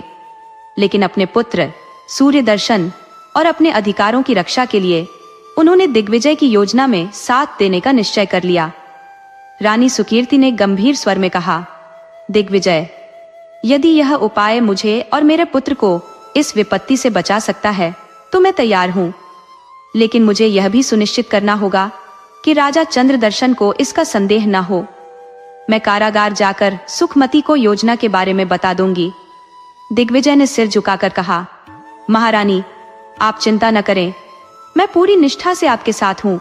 रानी सुखमती को इस योजना की जानकारी देकर हम पूरी सावधानी से इसे सफल बनाएंगे। रानी सुकीर्ति ने तुरंत अपनी दासियों को आदेश दिया कि आधी रात को जब महल शांत हो जाए तो उन्हें कारागार जाने का रास्ता दिखाया जाए। साथ ही उन्होंने राजा चंद्रदर्शन के भोजन में अचेत करने वाली बोटी मिलाने की तैयारी भी शुरू कर दी। जब रात घनी हो गई और महल के सारे लोग सोने चले गए, रानी सुकीर्ति चुपचाप कारागार पहुंची। वहां उन्होंने रानी सुखमती को अपनी योजना बताई। सुखमती, जो अब तक दिग्विजय के पश्चाताप को परख चुकी थी, इस योजना के लिए तैयार हो गई। सुखमती ने रानी सुकीर्ति से कहा, मैं यह जानती हूँ कि आप अपने पुत्र के लिए यह सब कर रही हैं। मैं आपके निर्णय का सम्मान करती हूँ। बस यह सुनिश्चित करें कि मेरी पुत्री नीलांजना सुरक्षित हो। मैं आपके साथ चलने के लिए तैयार हूँ। रानी सुकीर्ति ने आश्वासन देते हुए कहा, रानी सुखमती, मैं केवल अपनी स्थिति नहीं बल्कि आपकी सुरक्षा का भी ख्याल रखूंगी। दिग्विजय तुम्हें यहाँ से सुरक्षित बाहर ले जाएगा। बस हमें इस योजना को सावधानी से अंजाम देना होगा। फिर रानी सुकीर्ति वापस अपने कक्ष में लौट आई और राजा चंद्रदर्शन के भोजन में अचेतकारी बोटी मिला दी। भोजन के बाद राजा धीरे धीरे गहरी नींद में चले गए। आधी रात के बाद दिग्विजय ने अपने साथ कुछ विश्वास पात्र सैनिकों को लिया और कारागार पहुंचा। रानी सुकीर्ति ने पहले से ही रानी सुखमती को तैयार कर दिया था। दिग्विजय ने चुपचाप रानी सुखमती को कारागार से बाहर निकाला और उन्हें एक गुप्त मार्ग से महल से दूर ले गया। अब दिग्विजय की अगली चुनौती थी रानी सुखमती को सुरक्षित स्थान पर पहुंचाना और राजकुमारी नीलांजना को ढूंढना। वहीं रानी सुकीर्ति महल में रानी सुखमती के अचानक गायब होने का बहाना बनाने के लिए सुबह का इंतजार कर रही थी। सुबह होते ही राजा चंद्रदर्शन जागे, लेकिन उन्हें जैसे ही सुखमती के गायब होने का पता चला, उनका क्रोध आसमान छूने लगा। उन्होंने तुरंत रानी सुकीर्ति और महल के सभी सेवकों से कठोरता से पूछताछ शुरू की। रानी सुकीर्ति को अब अपनी बुद्धिमत्ता से राजा को संतुष्ट करना था ताकि उन पर कोई संदेह न हो। दिग्विजय अब अपनी यात्रा पर निकल चुका था, जहां उसे न केवल सुखमती को सुरक्षित स्थान पर पहुंचाना था, बल्कि अपने पापों का प्रायश्चित करते हुए नीलांजना को ढूंढकर मां बेटी को मिलाने का वचन भी निभाना था। रानी सुकीर्ति ने जब रानी सुखमती से मुलाकात की तो उनकी हालत देखकर उनका हृदय द्रवित हो उठा। रानी सुकीर्ति ने सुखमती के हाथ पैरों से बेड़ियां और हथकड़ियां खुलवाईं। रानी सुखमती ने विनम्र स्वर में पूछा, आप कौन है जो मेरे पास इतने अपनत्व के साथ आई हैं? रानी सुकीर्ति ने कहा, मैं राजा चंद्रदर्शन की पत्नी रानी सुकीर्ति हूँ। मैंने तुम्हारी दुर्दशा के बारे में सुना तो रहा नहीं गया। मैं जानती हूँ कि राजा ने तुम्हारे राज्य पर छल से अधिकार किया और अब वे तुमसे विवाह करना चाहते हैं। मैंने यह सब होते देखा, लेकिन मैं अपने पुत्र और अपने स्वाभिमान के कारण चुप रही। आज मैं यहाँ तुम्हारी सहायता के लिए आई हूँ। रानी सुखमती ने कातर दृष्टि से रानी सुकीर्ति को देखा और बोली, रानी, मैं जानती हूँ कि मेरे भाग्य में दुख ही दुख लिखा है, लेकिन यदि आप मेरी कोई सहायता कर सकती हैं, तो मेरी एकमात्र इच्छा मेरी पुत्री नीलांजना से मिलने की है। मुझे बस इतना बता दीजिए कि वह सुरक्षित है। रानी सुकीर्ति ने सुखमती के हाथों को थामते हुए कहा, सुखमती, तुम्हारे लिए मेरी सहानुभूति सच्ची है। दिग्विजय ने मुझे एक योजना बताई है जिससे न केवल तुम यहाँ से मुक्त हो सकोगी, बल्कि तुम्हारी पुत्री का भी पता लगाया जा सकेगा। मैं तुम्हें वचन देती हूँ कि इस योजना को सफल बनाकर तुम्हें तुम्हारे दुखों से मुक्त करूंगी। सुखमती ने सिर झुकाकर सहमति दे दी और मन ही मन दिग्विजय को धन्यवाद दिया, जो अब अपनी गलतियों का प्रायश्चित कर रहा था। रानी सुकीर्ति ने अपनी योजना समझाकर सुखमती से विदा ली। संध्या का समय बीतने के बाद दासियों ने सुखमती को कारागार से बाहर निकालकर स्नान करवाया और उन्हें सुंदर वस्त्राभूषण पहनाए। जब राजा चंद्रदर्शन के समक्ष रानी सुखमती को प्रस्तुत किया गया तो उनका सौंदर्य देखकर राजा मंत्रमुग्ध हो गए। सुखमती ने अपनी योजना के अनुसार अपना व्यवहार संयमित और आकर्षक रखा ताकि राजा पूरी तरह से उन पर मोहित हो जाए। राजा चंद्रदर्शन ने कहा, रानी सुखमती, तुम्हारा सौंदर्य अद्वितीय है। मैंने अब तक ऐसी सुंदरता नहीं देखी। तुम मेरे साथ विवाह करोगी, ये मेरा निर्णय है। सुखमती ने झुककर राजा के सामने अपने स्वर को मधुर बनाते हुए कहा, महाराज, आपका यह प्रस्ताव मेरे लिए सम्मान की बात है, लेकिन मैं चाहती हूँ कि आप मुझे कुछ समय दें। ये सब मेरे लिए बहुत जल्दी हो रहा है। मैं एक स्त्री हूँ और मेरा हृदय अभी भी अपने राज्य और अपने परिवार की स्मृतियों से भरा हुआ है। कृपया मुझे थोड़ा समय दे। राजा ने सुखमती के शब्दों को सुनकर थोड़ी देर सोचा और फिर बोले, ठीक है, तुम्हें समय दिया जाएगा, लेकिन मैं यह जानता हूँ कि एक दिन तुम मेरी हो जाओगी। सुखमती ने मन ही मन मुस्कुराते हुए अपनी योजना को सफल होता देखा। वह जानती थी कि अब उसे केवल दिग्विजय पर भरोसा करना है और अपनी बेटी नीलांजना को खोजने के लिए अपने अगले कदम उठाने हैं। रानी सुखमती ने अपनी योजना के अनुसार राजा चंद्रदर्शन के समक्ष अपना अभिनय आरंभ किया। उन्होंने अपनी कला और मोहक नृत्य से राजा का ध्यान पूरी तरह अपनी ओर खींच लिया। दानी रंग के परिधान में सजी हुई सुखमती मानो साक्षात स्वर्ग की अप्सरा लग रही थी। उनकी भंगिमाएं और नृत्य की मुद्राएं इतनी मोहक थी कि राजा चंद्रदर्शन मंत्रमुग्ध होकर उन्हें देखे जा रहे थे। सुखमती ने धीरे धीरे राजा के सामने सूरा का प्याला बढ़ाना शुरू किया। सूरा में पहले से ही अचेत करने वाली बूटी मिलाई गई थी। राजा चंद्रदर्शन, जो सुखमती के प्रेम में पूरी तरह वशीभूत हो चुके थे, एक के बाद एक प्याला पीते गए। जैसे जैसे सूरा का असर गहराता गया, राजा धीरे धीरे अचेत होने लगे। इसी दौरान दिग्विजय और रानी सुकीर्ति ने अपनी योजना को अंतिम रूप देने के लिए आवश्यक तैयारी पूरी कर ली। जब राजा पूरी तरह बेहोश हो गए, रानी सुकीर्ति ने कक्ष में प्रवेश किया और कहा, आप दोनों शीघ्रता करें और राज्य छोड़ दें। महाराज की चेतना लौटने से पहले आपको यहाँ से बहुत दूर चले जाना होगा। सुखमती, जो अब तक अपने दुखों के बोझ को समेटे हुए थी, सुकीर्ति के गले लग गई। उसकी आंखों से आंसू छलक पड़े और वह बोली, आपने जो मेरे लिए किया है वह मैं जीवन भर नहीं भूलूंगी। आप न होती तो शायद मैं इस कारागार से कभी मुक्त न हो पाती। रानी सुकीर्ति ने भी भावुक होकर कहा, बहन, यह मत कहो। मैंने यह केवल तुम्हारे लिए नहीं बल्कि अपने और अपने पुत्र सूर्य दर्शनशील के भविष्य के लिए भी किया है। तुम्हारे मुक्त होने से ही मैं अपने परिवार को सुरक्षित रख सकूंगी। इसमें मेरी भी भलाई छिपी है। दोनों रानियों की आंखें भर आईं। दिग्विजय और सुखमती ने साधारण वस्त्र धारण किए और रानी सुकीर्ति को नम आंखों से विदा कह दी। वे दोनों अब राजकुमारी नीलांजना की खोज में निकल पड़े। इसी बीच दूसरी ओर नदी के किनारे कुछ मछुआरों को राजा प्रबोध का अचेत शरीर मिला। जब मछुआरों ने उनकी हालत देखी तो पाया कि उनकी नाड़ी अभी भी चल रही थी। उनमें से एक मछुआरा बोला, मैं इन्हें अपनी झोपड़ी में ले जाता हूँ, शायद कुछ उपचार करने से ये ठीक हो जाए। अन्य मछुआरों ने सहमति जताई।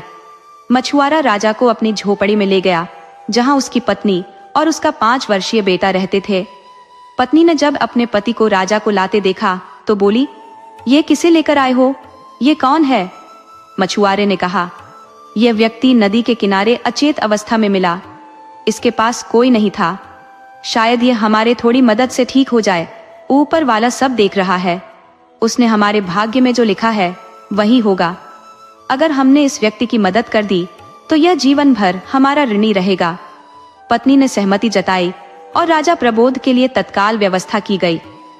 अब उनकी स्थिति इस बात पर निर्भर थी कि मछुआरा और उसका परिवार उनका कितना ध्यान रख पाएगा। दूसरी ओर दिग्विजय और सुखमती अपनी पुत्री नीलांजना की खोज में जुट गए थे, जो उन्हें उनके अगले संघर्ष के लिए तैयार कर रहा था। मछुआरा शंखनाद और उसकी पत्नी सिंकी राजा प्रबोध की सेवा में पूरी तत्परता से लगे हुए थे। सिंकी ने अपने क्रोध और झुंझलाहट को भुलाकर तुरंत जड़ी बूटियां तैयार की। उसने कुछ जड़ी बूटियां पीसकर घाव पर लगाने के लिए बनाई और कुछ माथे और तलवों पर मलने के लिए। शंखनाद राजा के तलवों में जड़ी बूटी मलने लगा, जब किसी की घाव पर मलहम लगाने में जुट गई।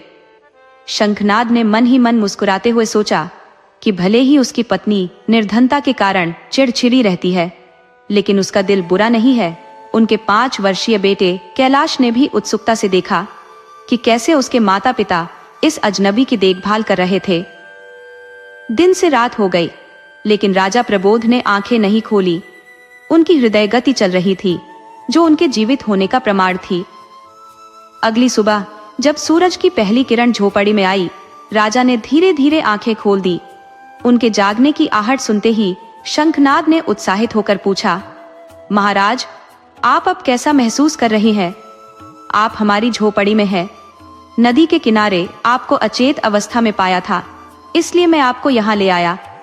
राजा प्रबोध ने धीरे से कहा, तुम्हारा नाम क्या है मित्र? शंखनाद ने जवाब दिया, मेरा नाम शंखनाद है। यह मेरी पत्नी सिंकी और मेरा बेटा कैलाश है।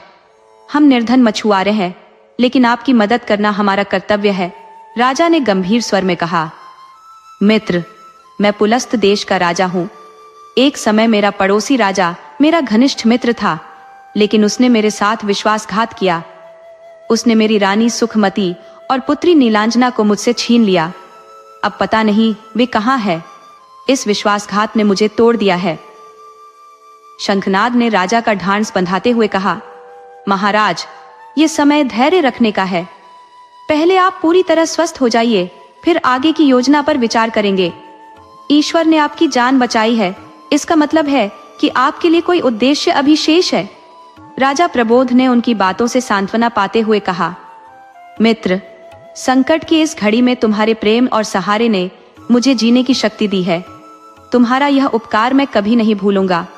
राजा ने मछुआरे को गले लगाते हुए धन्यवाद दिया। शंखनाद ने विनम्रता से कहा, महाराज, मैं तो केवल अपना कर्तव्य निभा रहा हूँ। यदि आपको किसी चीज की आवश्यकता हो तो बेझिझक बताइए। दूसरी ओर दिग्विजय और सुखमती अपनी यात्रा पर थे। दोनों उसी मार्ग पर चल रहे थे जिससे सुखमती कभी अपनी पुत्री नीलांजना को लेकर भागी थी। घने जंगल और उबड़ खाबड़ रास्ते पार करते करते वे थक चुके थे। रात भर नदी को पार करने और लगातार चलते रहने से दोनों बेहद थके हुए थे। अचानक दूर से उन्हें एक गांव का आभास हुआ। राहत की उम्मीद से वे तेजी से उस ओर बढ़े। अब उनके दिलों में केवल एक ही आशा थी, अपनी बेटी नीलांजना को ढूंढ निकालने की। गांव में प्रवेश करते ही दिग्विजय और सुखमती ने देखा कि कुछ लोग एक वृक्ष के नीचे इकट्ठा थे। उनके बीच चर्चा हो रही थी, पता नहीं यह स्त्री कौन है, कहीं किसी की व्यथा है या फिर किसी की पुत्री को लेकर भागी है।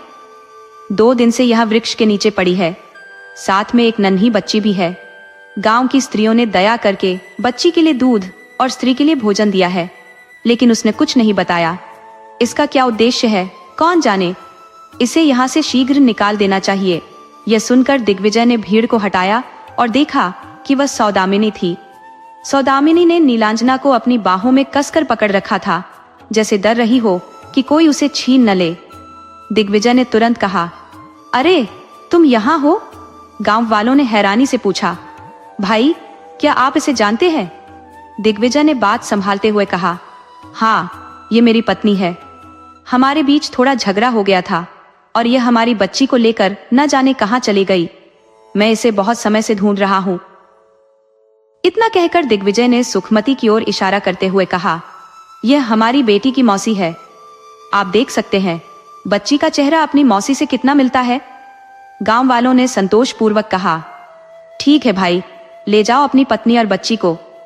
सौदामिनी भी परिस्थिति समझ गई और अपनी भूमिका निभाते हुए कहा, हाँ हाँ, थोड़ा बहुत झगड़ा तो पति पत्नी में होता ही रहता है, लेकिन ऐसे बात बात पर घर छोड़कर नहीं जाना चाहिए। फिर सौदामिनी ने सुखमती की ओर देखा और खुशी से गले लगते हुए अभिनय में कहा, जी जी, आप आ गईं? कितना अच्छा हुआ। रानी सुखमती ने नीलांजना को सुरक्षित देखकर राहत की सांस ली। उसने अपनी बेटी को गोद में उठाकर सीने से लगाया और खुशी के आंसू बहाने लगी। नीलांजना को अपने पास पाकर उनका हृदय भर आया। सुखमती ने गांव वालों से विनम्रता पूर्वक कहा, आप सबका बहुत बहुत धन्यवाद। आपने मेरी छोटी बहन और मेरी बच्ची को यहाँ आश्रय दिया, इसके लिए मैं सदा आपकी आभारी रहूंगी। अब हमें अनुमति दीजिए। गांव वालों ने कहा, बहन, आप हमारे गांव में अतिथि हैं, बिना भोजन किए हम आपको जाने नहीं देंगे। कृपया यहीं भोजन करें और फिर आगे बढ़ें। दिग्विजय ने भी सहमति जताते हुए कहा, भूख तो सच में बहुत जोर से लग रही है। गांव वालों ने उन सभी के लिए स्वादिष्ट भोजन तैयार किया। भोजन करने के बाद दिग्विजय ने कहा, क्यों ना हम अपने पुराने कबीले में वापस चले, वहां जाकर हम आगे की योजना बना सकते हैं। सुखमती ने भी सहमति जताई, हाँ, यही उचित होगा। इस तरह वे सभी गांव वालों का आभार प्रकट कर वहां से अपने गंतव्य की ओर रवाना हो गए। अब सौदामिनी ने दिग्विजय से कहा, तुमने मुझे अपनी पत्नी क्यों कहा? तुमने मुझे अपनी पत्नी बना लिया, क्या तुम्हें शर्म नहीं आई? ऐसा कहते हुए दिग्विजय हंसते हुए बोला, उस वक्त तो कोई उपाय नहीं दिखा था, और सच बताओ, क्या तुम मेरी पत्नी बनोगी? सौदामिनी गुस्से में बोली, तुम समझते क्या हो? अगर तुमने ऐसी बातें की तो मैं तुम्हारा सिर फोड़ दूंगी। दिग्विजय ने मजाक करते हुए कहा, तुम तो दिखने में सीधी लगती हो, लेकिन सच में तो तुम बहुत नकछड़ी हो। इस पर सौदामिनी और गुस्से में आकर बोली, तुम्हारी ये बातें मुझे सहन नहीं हो रही हैं। तभी सुखमती, जो उनके पास खड़ी थी, बोली, बस दिग्विजय, अब बहुत हो गया। हम सब कबीले में पहुंच गए हैं और अब शांत हो जाओ। सभी लोग हंसी खुशी कबीले में पहुंच गए। वहां जाकर दिग्विजय ने सारी घटना कबीले वालों को बताई। वे सभी एक साथ रहने लगे। कुछ समय बाद राजा प्रमोद, जो मछुआरों की मदद से बचकर छिपकर रहने लगे थे, ठीक हो गए और एक दिन घूमते घूमते उसी जंगल में आ पहुंचे जहां रानी सुखमती और उनका कबीला रहते थे। उन्होंने नीलांजना को देखा और वह उसे अपनी बेटी जैसा महसूस हुआ। राजा ने नीलांजना से पूछा, बेटा, तुम्हारी माता का नाम क्या है? नीलांजना ने उत्तर दिया, मेरी माता का नाम सुखमती है। राजा को पूरा यकीन हो गया कि यह उसकी बेटी ही है। वह तुरंत नीलांजना को लेकर कबीले में आ गया और सुखमती से मिला। सुखमती ने अपनी बेटी को पाकर अत्यधिक खुशी महसूस की और उनकी आंखों में आंसू छलक पड़े। राजा ने सुखमती से कहा, जैसे ही मुझे मारकर नदी में डाला गया था, मछुआरों ने मेरी जान बचाई। अब मैंने एक योजना बनाई है। मछुआरों और कबीले वालों की मदद से हम दुश्मन राजा को हराकर अपना राज्य वापस लेंगे। राजा ने अपनी योजना के अनुसार मछुआरों, कबीले वालों और अपनी सेना को तैयार किया। उन्होंने दुश्मन राजा पर आक्रमण किया और अपने राज्य को वापस ले लिया। राजा चंद्रसेन ने अपना राज्य फिर से प्राप्त किया और रानी सुखमती और राजकुमारी नीलांजना के साथ सुख शांति से रहने लगे। इसी बीच दिग्विजय ने सौदामिनी से विवाह कर लिया। वे दोनों भी एक साथ खुशहाल जीवन जीने लगे। इस प्रकार सबकी जिंदगी में सुख और शांति आई और कहानी का सुखद अंत हुआ।